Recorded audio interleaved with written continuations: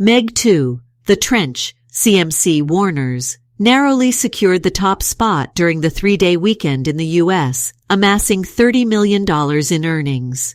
This marked a decline of just over one-third compared to the $45.4 million debut of its predecessor, The Meg, in 2018. While a cause for concern in the face of the film's substantial $250 million production and marketing expenses, Meg 2 exceeded expectations on the global stage even more impressively than its forerunner. It raked in $112 million across 76 markets, accounting for 79% of its international performance. Teenage Mutant Ninja Turtles, Mutant Mayhem, Nickelodeon Paramount, successfully rebooted its franchise, pulling in $28 million over the three-day weekend and accumulating $43.1 million since its Wednesday release, aligning with the higher end of initial projections.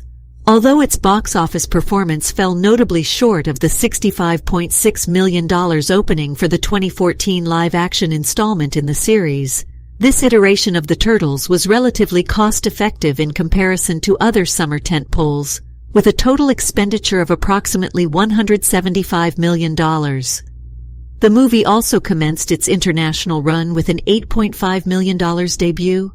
Theater Camp, Searchlight Disney, expanded its theater count nearly twofold to 555 as it entered the lower end of wide release. Despite this expansion, ticket sales dropped by 10%, resulting in a modest average of $1,000 per theater for the weekend. Among the holdovers, the sensation that is Barbie, Warner's, continued to dominate the summer, maintaining its lead during its third weekend with a 43% decline, amounting to $53 million in earnings. Having reached $459.4 million thus far, it appears poised to surpass the Super Mario Bros. Movie's $574.2 million for the title of the highest-grossing film at the 2023 U.S. box office. On a global scale, Barbie has crossed the remarkable $1.03 billion mark, with an additional $74 million generated from 69 territories during the international weekend. The worldwide tally for Super Mario stands at $1.35 billion, a target within reach. Oppenheimer, Universal, demonstrated even stronger staying power than Barbie, experiencing a mere 39% decline to accrue $28.7 million.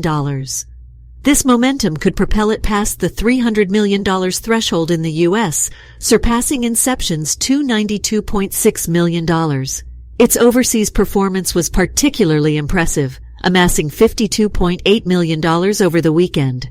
While catching up to Interstellar's $773.4 million global earnings is possible, it has already exceeded the film's $188 million in the U.S., Achieving Inception's $870.8 million may be more challenging.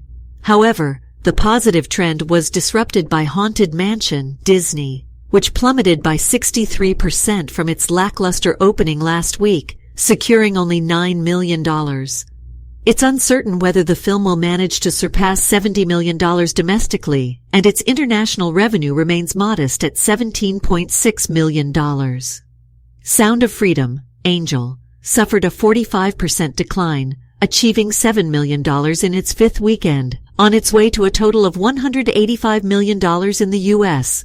No international releases have taken place yet. Mission: Impossible, Dead Reckoning, Part 1, Skydance Paramount, experienced a 39% drop, accumulating $6.5 million, potentially reaching $170 million domestically.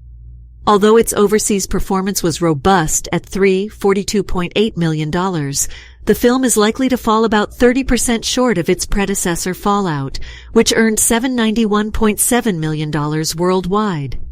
Considering the film's total expenses of $450 million, breaking even remains uncertain. Talk to Me, A24, exhibited remarkable resilience for a low-budget, non-franchise horror film, with a 40% decline leading to $6.3 million in earnings. It seems on track to reach $40 million in the U.S., and it has already garnered $2.7 million from its early overseas release. Indiana Jones and the Dial of Destiny, Lucasfilm Disney, witnessed a nearly 50% reduction in theaters, resulting in a 62% decrease and $1.5 million in earnings. The film's U.S. total is expected to reach $175 million, while its overseas revenue of $197.8 million falls short of ensuring profitability. Elemental, Pixar Disney, also faced theater reductions, leading to a 65% drop and $1.2 million in its 8th weekend. Its goal is to surpass $150 million in the U.S. before concluding its run, and it has collected $275.4 million from overseas markets. Insidious, The Red Door, Blumhouse Screen Gems Sony, also available on VOD, lost over half of its theaters, resulting in a 66% decline and $1.1 million in earnings. The film may struggle to reach $85 million in the U.S., while its international revenue stands at $101.8 million.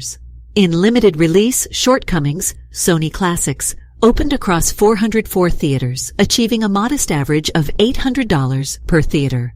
Dreamin' Wild Roadside started in 402 theaters with a disappointing average of $300.